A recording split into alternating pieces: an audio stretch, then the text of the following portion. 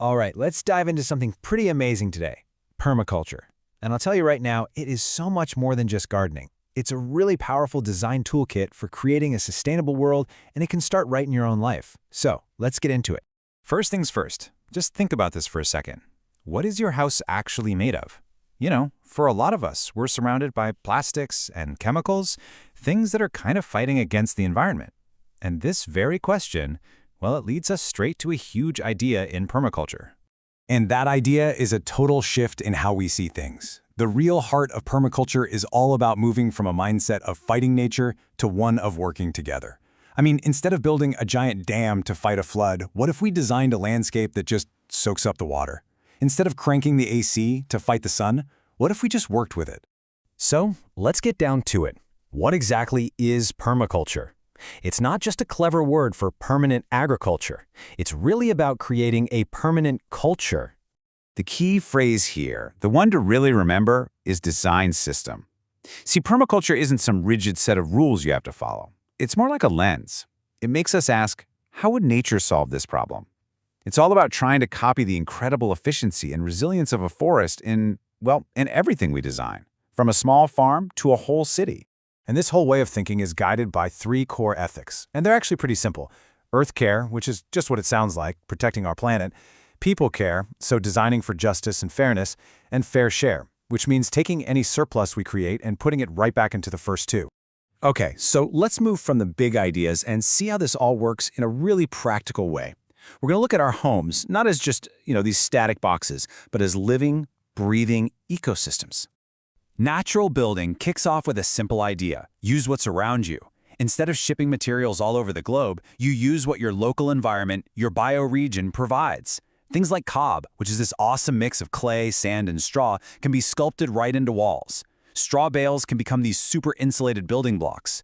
Trees from your own land can become the posts and beams holding up your roof. It's all about using local, non-toxic, and seriously earth-friendly materials. And this slide just perfectly lays out the difference. On one hand, you have conventional building. It often seals us inside these plastic boxes that rely on tons of energy to fight against the heat and the cold. But on the other hand, you have natural building, which breathes. It uses healthy, natural stuff to work with the patterns of the sun, the wind, and the rain. Now let's get into one of the absolute cleverest design principles out there. It's called passive solar design. And really, it's just a brilliant way of letting your house do all the heavy lifting for you. Which brings us to this wild question. How in the world can a house heat itself for free all winter long? I know, it sounds impossible, right? But the answer is actually found in a really simple analogy. I want you to think about a thick winter coat. It doesn't actually create any heat, right? It just traps your own body heat to keep you toasty. Well, a passive solar home does the exact same thing, but instead of trapping your body heat, it's designed from the ground up to trap the sun's heat. So how does that actually work? Well, those thick natural walls, the cob or the straw bale, they basically act like a heat battery. All day long, they're just soaking up the sun's warmth.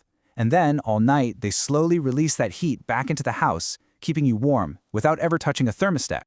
So, we've seen a house can become its own little ecosystem, working with nature instead of fighting it. But what if we took that exact same thinking and applied it not just to our buildings, but to our relationships?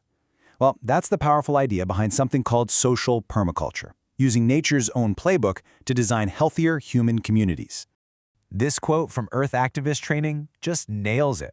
Social permaculture is all about designing our groups, our organizations, even our friendships to be as healthy and resilient as a forest. It asks the question, how can we shape our social world to be better for everyone in it? Because really, when you get down to it, the goal of permaculture isn't just to regenerate the land. It's to create a permanent, thriving culture. And that means we absolutely have to design our social systems to be just as healthy and connected as the soil right under our feet. So let's look at one really crucial way this plays out, using these permaculture principles to encourage diversity in our communities. Because it turns out that's a key ingredient for social resilience. This shows how these abstract ideas become real actions. In a garden, having a lot of different plants, diversity makes the whole system tougher against pests. Well, in a community, valuing diverse voices does the exact same thing. It makes the group stronger, more adaptable. Think about it. A community that only listens to one type of person is like a farm that only grows one type of crop. It's super vulnerable. By bringing in different perspectives, we create these feedback loops that let the whole group learn and grow. So how do we actually build this? Well, first, you observe and interact. Before you jump in and try to fix a group, you just listen. You understand how things already work. Second, you catch and store energy. Socially, this means building trust and celebrating the small wins. That goodwill, that's your stored energy for when things get tough. Third, obtain a yield. People need to feel like their contribution matters. This could be a simple thank you, or sharing food, or learning a new skill. It keeps people from burning out. And finally, produce no waste. And in a social sense, this means not wasting human potential. We design groups where everyone feels respected and has a real role, preventing the waste of feeling alienated or getting into pointless conflicts. Okay, as we wrap up, let's bring it all back to you. After seeing how these materials can literally create a home that heats itself, which one speaks to you? Would you want to sculpt the house out of cob, build with those insulating straw bales, or maybe frame a house with fast-growing bamboo? And for our final thought, permaculture, at its core, is all about observation. So what's one pattern you see out in nature? Like a forest that recycles absolutely everything, or a river that always finds the easiest path that you could apply to your own life. That right there, that's the heart of this whole design revolution. Thanks for tuning in.